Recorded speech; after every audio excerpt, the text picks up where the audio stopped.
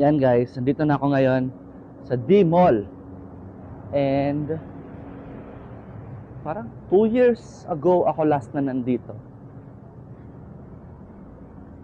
Kaya, at ngayon, malamig. Hanapin ko na ngayon yung aking hotel. Backpackers Hostel. Nabook ko siya sa Agoda na sobrang mura lang. Nilagay ko dito yung price. Pero mamaya room tour ko kayo. Sobrang basic lang talaga nung room na yon. Pero ito yung D-Mall. May mga stores, may massage, may mga t-shirt, may mga food. And ayun, dahil tipid mode tayo ngayon, ang tatry kong mag-budget lang ng, kasi every time na magta-travel ako, ang dala kong pera 7,000 minus di pa kasama doon yung hotel at saka yung airfare. Pero this time I'll try na kaya ba ng Boracay ang 5,000 pesos na pocket money. Kakayanin kaya? Pero may mga gastusin tayo na inevitable, kailangan gastusin. Like yung 350 pesos na terminal and boat fee pa lang yun. Pero bukod doon, if kaya mo naman magtipid, kakayanin. Last time yung nagpunta ako, itong tindahan na to, ganyan na rin siya hanggang ngayon. Uy, crepes. Mamaya na yung crepe na yan sa akin.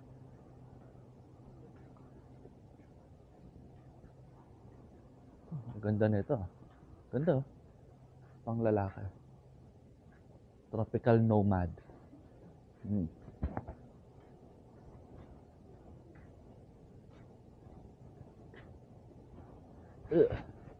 Masyado pang maaga. Kaya di ko alam kung saan ako tatambay, pero hanapin ko na muna yung aking hotel bago pa ang lahat. Okay, andito na tayo. Nakita ko na 6 minutes away from D-Mall yung hotel ko. Nandito sa beachfront yung mga social na restaurants. Pinag-isipan ko kung may extra budget pa ako, makakapag-buffet ako. I don't know. Let's see. Pero this is it. Ito na yung beach. Here we go. Yeah. Woo. Welcome to Boracay, guys. Masyadong maaga pa. 5 minutes daw. Andun na ako sa resort ko. Right? Wala naman akong gagawin dito.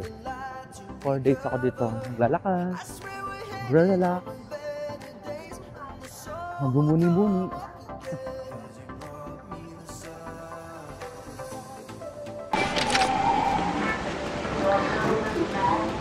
Dito na ako ngayon sa entrance papunta sa Backpackers, Boracay Backpackers. Madilim. Dahil sa umbrella ko. Yan. Malamig dito, pero walang lumot. So, chill lang. Medyo may eskinita dito, tapos sabi ni Kuya, sa dulo, papasok ka. Yun. Sana pwede na mag-check-in, pero I doubt na pwede na mag-check-in.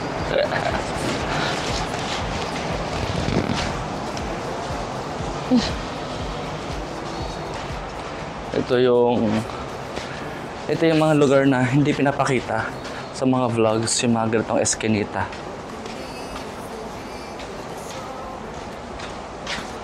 Hello. Ayun. Patio. Ito yung lugar na eskinita. Saan ba yun? Isang tipid tip, pwede ka dito mag 10 pesos na kape at kumain sa mga karinderya. para makatipid.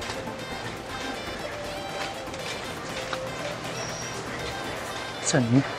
Kuya, saan po yung backpackers? Ito pa. Salamat. Ito na pala. Pasok ka dito. Yan. Sa eskinitang yan. Hanapin mo. Ayun! Boracay Backpackers. Kita nyo ba? Yan. Ayan na nga.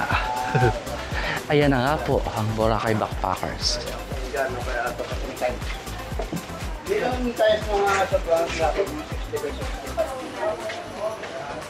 Ito ba yun? Ano ito yun? Matt Bermito. Matt Bermito. Saan po yung room? Saan po yung room yan? Sa taas po siya. Sa taas. Native van room yun. Okay. May tao pa po kasi ngayon. Okay. So mag-out siya mamaya alas 12. Ilinisan pa po yun, sir. Okay, 2 o'clock pa naman. Yes pa. Pwede niya iwan dito, sir. Sige, tanggal lang ako ng damit. Sige, bis lang po ako. Sige. Okay. Dito na lang, sir. Iwan, sir. Okay, thank you. So, dito nga yun. Fan room? Saan ba yun?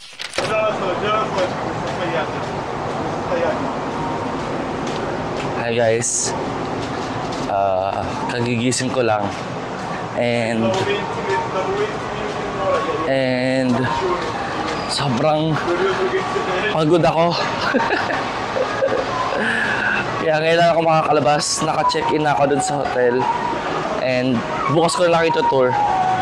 Kasi sobrang pagod ako. Sobrang natulog ako. And dito na tayo sa labas.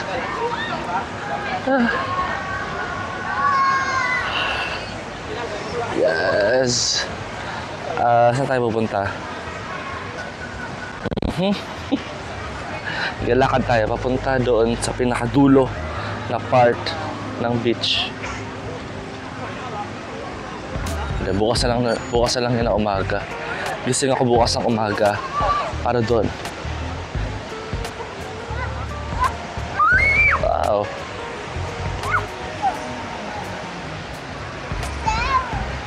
Pero itong buong kahabaan na itong beach na to is puno ng tao.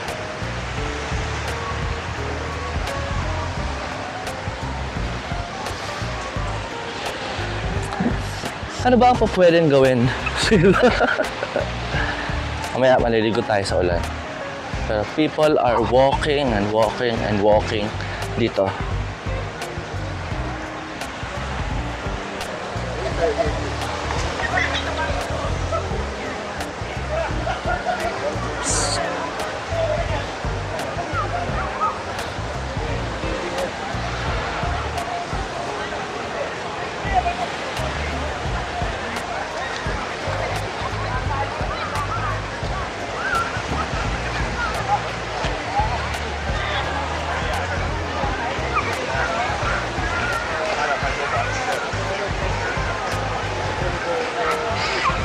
Ayan.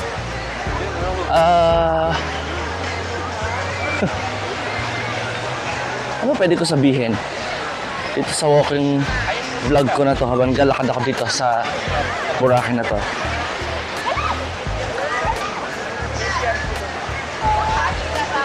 Daming tao. Siyempre. Okay. Masaya, ang daming tao dito. And yeah, may imimit ako, nakasama ko sa choir na nandito rin. So makikita kami, magpipicture kami. Because that's what Pinoys do. We group together and we take pictures together. Souvenir.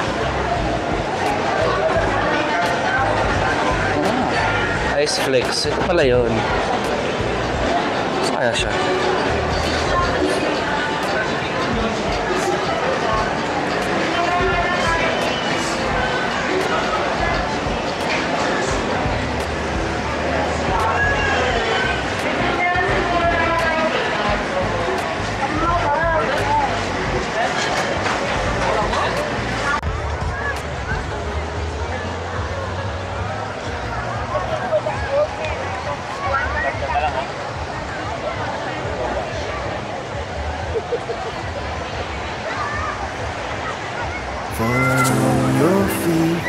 finally see what you're missing. You're just one lost soul, it'll break no more. When you see me, do you believe in a higher love?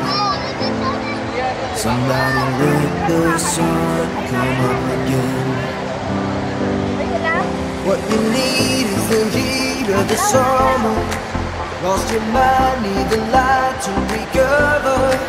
I swear we're headed on the better days, and the sun will come up again. 'Cause you brought me the sun.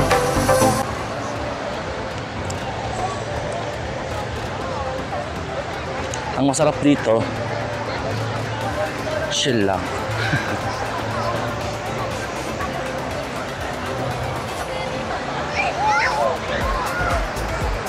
First time ko mag-solo travel ng ganitong beach na walang gagawin kundi mag-abang ng ganitong oras at maglakad. Yan lang. Ngayon babalik ako sa room para mag-change ng damit. And yes, let's go for a swim.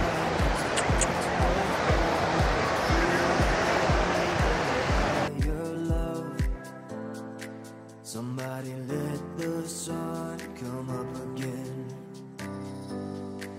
What you need is the heat of the summer. Lost your mind, need the light to recover.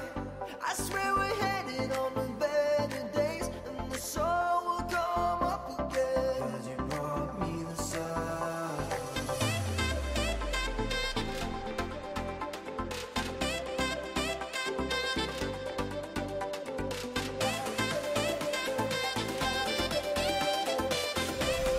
Hi guys! So dito tayo ngayon kung saan ako naka-room. Budget meal. Ito na siguro yung pinaka-budget meal na hotel na pwede mong tirahan dito sa Boracay. This is Boracay Backpackers. And sa Agoda ko siya pinog. And kainaman dito, ito yung room. Native fan room. Good for people. Tingnan natin kung ano nasa loob. So parang mga ano to, 1,750 yung bayad ko dito. Good for 4 days, 3 nights. Pwede na, diba? Ito. Pagpasok mo, may kama, may kulambo, may kama, 2 kama, 1 mesa, pintuan, kisame niya ay papag. At may mga charger naman. And yeah, it's basically it. Yan na yung buong kwarto ko. Walang CR kasi ang CR ko ay doon pa sa baba. Pero okay lang yan. Kasi dito lang man ako to rest. And dahil solo travel ako, okay sa akin yan. So that's the room tour dito sa Boracay Backpackers. Sobrang mura.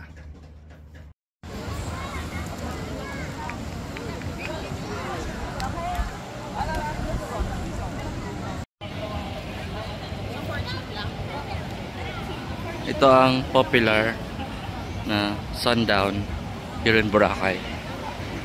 Hindi ko alam kung anong gagawin, but ang daming tao doon. Baka may party sila ng gabi. Pero I'm here for this view. Ganda.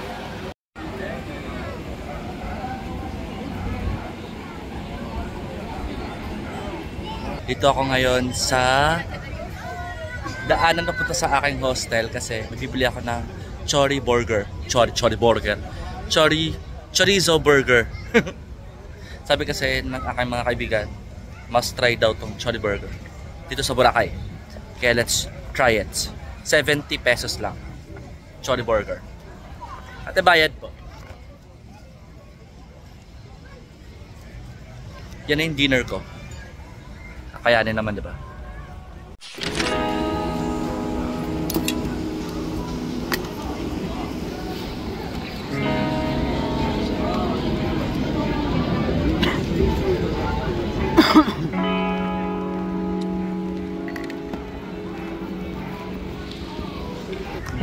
Sarap.